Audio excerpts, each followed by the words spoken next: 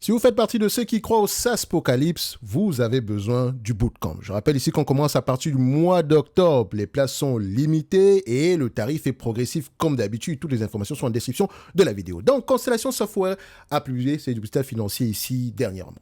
Je ne suis pas allé regarder tout ça rapidement. Je me suis limité au communiqué, etc. Il manque encore le conference call. Mais là n'est même pas le problème. Je vais dire une chose. Constellation est très particulière comme entreprise. En fait, Constellation, c'est une entité financière, dans le sens où c'est pas très différent ici d'un private equity. Un peu comme les Thomas Bravo, ce genre de choses-là pour ceux qui connaissent. Donc en réalité, la période actuelle, c'est du pain béni pour Constellation Software. Elle peut recycler son capital à des niveaux de valorisation très très bas parce qu'elle achète essentiellement du logiciel. OK? Donc techniquement, en fait, au lieu de se plaindre de la période actuelle, en réalité, Constellation Software est très bien positionnée pour en profiter au maximum. Allez juste regarder ici les acquisitions le trimestre précédent. Bref, quand on... Oui, on va se dire ici la croissance organique, etc. Mais c'est zéro qui n'est pas bien. On va le dire comme ça. OK? Donc ici, Constellation, c'est essentiellement, je la traite comme une compagnie financière. Recycler le cash, d'accord? Acheter les entités à bas prix, squeezer l'entité en question, remettre le cash sur le marché, racheter une autre entité à bas prix, etc. Au pire des cas, ce qui va arriver, éclatement en plusieurs morceaux ici, ou bien également ici commencer, enfin même pas, ou bien ils ont déjà commencé à investir sur les compagnies publiques, etc. Ça va être de plus en plus prononcé, mais parce qu'elle devient de plus en plus grosse et ça devient de plus en plus difficile de générer ici une croissance élevée. Bref, on va s'arrêter généralement ici des logiciels de niche, etc. Parce que voilà, on va s'arrêter à ce niveau-là. Ce n'est pas la seule entreprise qui fait ça. Vous avez Constellation Software, vous avez Roper. Je pense que vous avez également... il y a une autre compagnie qu'on appelle Vitech, etc. Tout le monde ici est bien positionné. Je ne sais pas ce que vous faites dans le domaine de logiciels, les amis. Je ne sais pas qui vous a menti ici par rapport... Vous avez trop regardé les médias. Depuis au moins 1 an, je vous dis, les softwares, c'est à ce niveau-là qu'il faut regarder. Ne soyez pas étonnés. On ne se plaint pas quand le prix baisse, surtout sur les entreprises de qualité. Donc ici, on va aller très rapidement. Alors, avec un élément très particulier, sur cette compagnie, je pourrais payer 15 fois les bénéfices. Enfin, je pourrais même dire que je pourrais regarder cette compagnie avec des lunettes roses de manière générale. Mais je choisis toujours d'être prudent sur cette compagnie. On va se faire simple. Hein. Sur une compagnie pareille, et déjà, je prends Constellation Software, je prends la compagnie ici, on va regarder ça en utilisant notre prompt de base qu'on va également utiliser pendant le bootcamp. Je vais vous montrer essentiellement ici comment vérifier les réponses que ces entités-là qu'un LLM a tendance ici à vous donner, parce que comme je dis toujours, ces éléments-là sont entraînés ici pour vous raconter des conneries. Bon, pas des conneries parce que ce sont des menteurs, non. Essentiellement parce que si vous ne savez pas vérifier l'information, ça va être compliqué pour vous. Racontez les conneries de la manière la plus convaincante possible. Tu ne pourras pas déterminer si ce sont des conneries ou pas parce que toi-même, tu n'en sais strictement rien du tout. Mais il y a un moyen de vérifier que c'est bon, que les informations ici que le LLM te fournit sont véridiques, vérifiables. Et sur ces informations-là, est-ce que tu peux les autocritiquer? Bref, ici, sur cette compagnie, d'ailleurs, je ne sais pas pourquoi ça donne ce genre d'informations depuis un certain temps, mais ce n'est pas plus grave que ça. Donc, on a un moat. Il n'est pas large, il est 3000 et plutôt stable, de manière générale. Alors, ça veut dire quoi? C'est essentiellement ici du coût de changement et actif intangible. J'aurais même rajouté ici j'aurais rajouté coût de production parce que c'est une compagnie ici. Constellation ne se positionne pas comme un fournisseur ici à bas coût, mais c'est surtout son avantage financier provient davantage de sa discipline de répartition du capital et de son efficience en tant qu'acquéreur, mesuré par un rendement des capitaux propres nettement supérieur. Et en parlant de rendement des capitaux propres, le ROIC et le ROIIC sur cette compagnie sont intéressants généralement à aller regarder, à comparer en termes d'évolution. OK? Donc, si on regarde du Constellation Software en date d'aujourd'hui, on a un mode. Il est plutôt stable ici. Il n'est pas en décroissance de manière générale et il provient de coûts de changement que j'adore, difficile ici à généralement remplacer. Et l'intangible, ça va surtout avec le savoir-faire, ça dépend également si on a des softwares dans le secteur réglementé, dans des secteurs réglementés. Voilà, ça devient ici difficile généralement à changer. Parfois ici, il y a des autorisations pour travailler dans ce type de secteur. Bref, je pense que c'est pas trop comme Roper qui est plus avec le gouvernement, etc. Mais bref, dans tous les cas de figure, ce que je vois ici, ça me plaît. Vous pouvez mettre pause, regarder ça ici. Moi, je m'arrête là, je me dis, OK, je vais payer 15 fois les cash flow pour cette compagnie. Je suis gentil parce que je pourrais même aller à 20 fois les cash flows. Mais on est en période de turbulence ici aujourd'hui. Observons la situation de manière générale. En plus, on vient de changer ici le PDG. Il n'a pas encore fait ses preuves. Enfin, ça ne veut pas dire qu'il vient d'arriver au sein de la compagnie, mais on continue à l'observer. Peut-être que demain, on va se dire, oh, l'entreprise mérite 20 fois les cash flows. Et 20 fois les cash flows, ça monte à combien? 6 000. Pour le moment, on est à 4 400. Ce n'est pas si mal que ça. 4 440 $. Alors, juste une histoire. Je pense que je l'ai déjà raconté une fois. Pour ceux qui ont tendance à regarder le WACC, le fameux WACC, le WACC, vous allez remarquer que Constellation Software a un WACC plus élevé, d'un coût du capital plus élevé qu'une compagnie comme Vitech. Tout simplement parce que Constellation a très peu de dettes. Ça a du sens pour vous? Donc faites attention à tous vos ratios là. Il faut déjà savoir qu'est-ce qu'il calcule, le fameux bêta, etc. Et vous savez, la variation vient de quoi? La volatilité, le bêta, etc.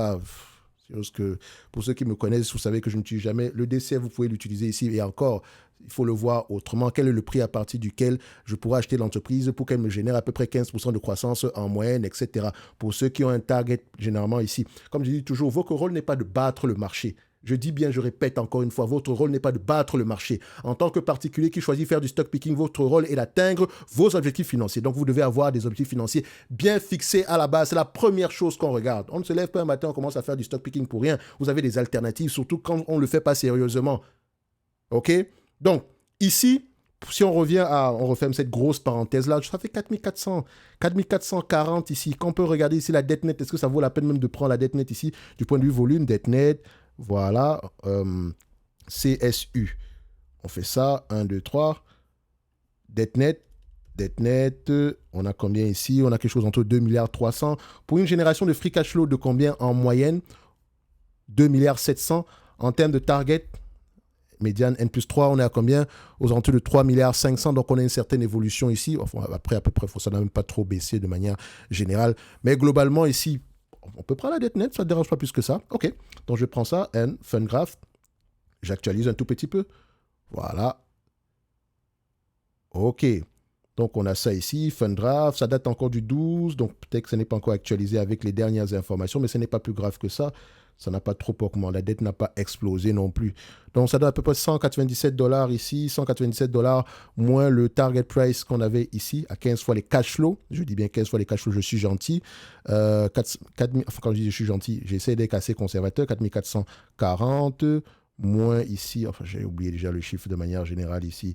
On va le prendre comme ça. On va recommencer. Ça fait à peu près 197. C'est même déjà actualisé. C'est parfait. 197, donc moins 197. Ça donne à peu près 4243 $ canadiens. Et il me semble qu'on en a parlé à un prix un peu plus bas que ça. Les amis, quand une opportunité d'investissement se présente ici, on mange en silence, on ne se plaint pas. D'accord? Surtout quand vous êtes en phase d'accumulation. La bourse, le stock picking, ceux qui font du stock picking, généralement, font beaucoup de bruit quand le prix de l'action s'effondre, alors que, surtout quand c'est une action qualitative, au lieu de continuer à accumuler. Je n'ai jamais compris ça, en fait. Vous avez un prix de plus en plus intéressant. Pourquoi vous paniquez? Et la panique peut provenir d'un seul élément. Et si vous paniquez, c'est tout simplement parce qu'il y a quelque chose que vous avez peut-être mal fait. Parce que quand vous avez fait vos devoirs, vous savez qu'est-ce qui peut tuer Constellation Software. Quels sont les éléments à aller regarder? C'est à ça que sert une thèse d'investissement.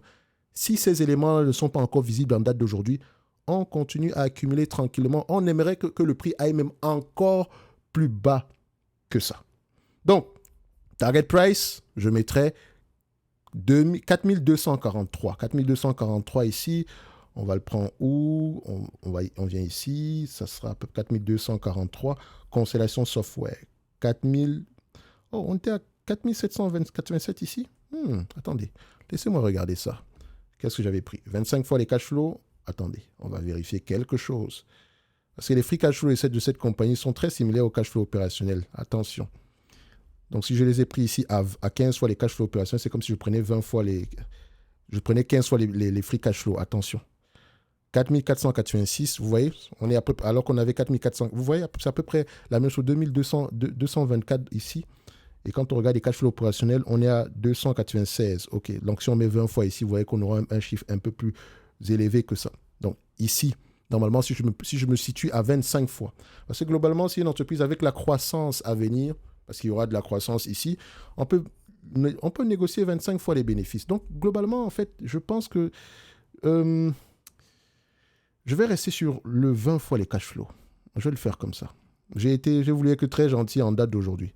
Donnez-moi juste un instant. Les attentes ici sont à peu près, voilà, on reste à peu près, ça stagne un tout petit peu par rapport aux attentes. On n'a pas encore les attentes de 2027. Enfin, on a 2027. Oui, ils sont là. OK, parfait.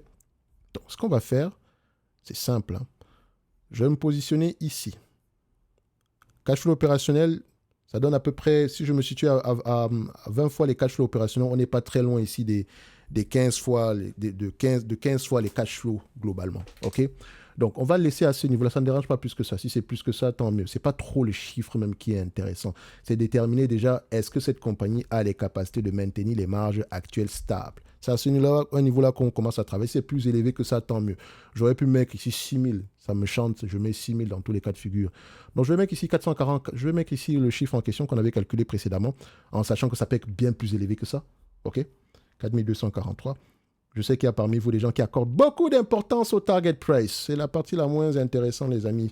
Si je mets 5 000 et tu mets 4 500, c'est la même chose. Il n'y a rien de différent par rapport à ça. C'est vraiment la même chose. Ça peut être 10% de différence, mais c'est la même chose. Le plus important maintenant, c'est le pourquoi. Si je mets 4 500 et parce que je mets 15 fois les bénéfices et que toi, tu mets 5 000 parce que tu as pris 40 fois les bénéfices, on va s'entendre qu'il y a plus de chances que moi, j'ai raison par rapport à toi.